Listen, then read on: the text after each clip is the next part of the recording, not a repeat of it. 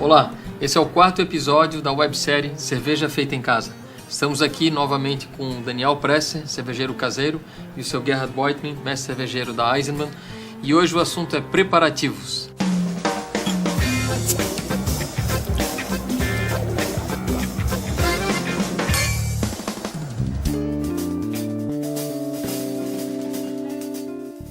Daniel, fazer cerveja requer uma série de preparativos, não é simplesmente misturar os ingredientes e colocar em uma panela. Quais são as principais providências que um cervejeiro precisa tomar antes de produzir a sua cerveja? O principal é ter um ambiente adequado para fazer isso, né? Você vai precisar de um ambiente que tenha espaço para movimentar as panelas, que vão ser panelas grandes e vão estar quentes. E esse ambiente precisa também ser muito bem ventilado, porque a gente vai estar trabalhando com gás, com fogo alto. Então, né, para evitar qualquer risco, o ambiente precisa ser ventilado. Além disso, a gente precisa ter água corrente, tanto para fazer a limpeza dos equipamentos, que é um processo muito importante, todos os equipamentos têm que estar sempre muito limpos, quanto para fazer depois o processo de resfriamento da cerveja, que vai gastar um pouco de água, né? Além disso, a gente precisa também começar com a pesagem e moagem dos ingredientes, dos maltes, né? Então, por isso a gente precisa ter uma balança adequada para fazer isso e um moinho preparado para fazer a moagem desse malte. Quais são as providências com relação à higienização, para evitar que se tenha contaminação? Infelizmente não tem como ter um laboratório igual a uma indústria, mas os cuidados não deixam de ser tão importantes quanto, né? Por não ter todos esses recursos, tem que tomar bastante cuidado mesmo quando faz a limpeza. Tudo que for entrar em contato com a cerveja tem que estar extremamente limpo, e principalmente o equipamento que for usado depois na fermentação tem que estar não só limpo como sanitizado. Você precisa passar alguma coisa que mate qualquer bactéria, qualquer contaminação que possa estar lá. Na Eisenbahn fizemos um trabalho bem grande em cima disso, né, Sr. Gerhard? Para tentar evitar a contaminação cruzada, já que a gente usava uma série de fermentos de cepas diferentes, a cerveja, a levedura de Weizenbier, a levedura de Pale Ale, a levedura das lagers, né? Então o risco é sempre muito grande de contaminação. E sem um laboratório muito bem montado, pelo menos industrialmente falando, é impossível ter consistência na qualidade da cerveja, né? Quais são os riscos que existem? Um laboratório é importante, porque ele te traz os resultados, né? Agora, mais importante do que isso é durante o processo, aí sim, cuidar para que nada aconteça. Então, as asepsias, né, os cuidados que tem que ter, seja lavação de tanque, mangueiras, conexões, né? Isso aí é vital, né? Esse cuidado, se não for feito, ele vai te contaminar uma cerveja e você é obrigado a jogar ela fora, que não tem como usar ela, né? Então se trabalha com vários tipos de fermentos, tá? Tem fermentos que são mais agressivos, se eles entrarem em contato com qualquer outro produto, eles já se propagam e modificam totalmente a cerveja existente, né?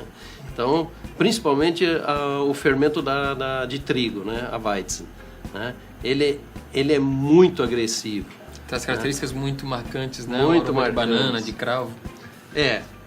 Mas quando ele contamina uma cerveja, nem sempre essas características saem, mas ele estraga completamente o sabor da outra cerveja. E na montagem dos equipamentos, quais são os cuidados necessários? O ideal é que você tenha já um espaço preparado para isso, para que todos os passos da produção da cerveja tenham o seu espaço bem definido e bem preparado, né?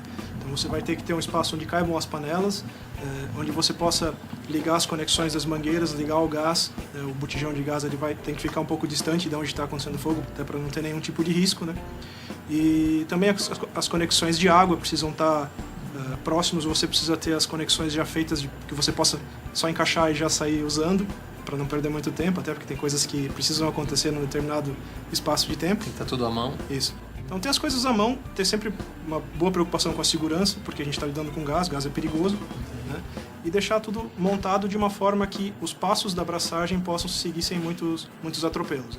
Bom, essas questões que o Daniel e o Sr. Gerhard estão comentando aqui são muito importantes, não só pela qualidade da cerveja em si, mas também pela segurança de quem está fazendo cerveja, né? Como o Daniel comentou, a cerveja é feita com o uso de gases e alguns vasos pressurizados, e isso já foi causa de acidentes graves em cervejarias, né? Sr. Gerhard, explosão de tanques ou implosão de tanques de fermentação, né? Quais são os riscos envolvidos nesse processo?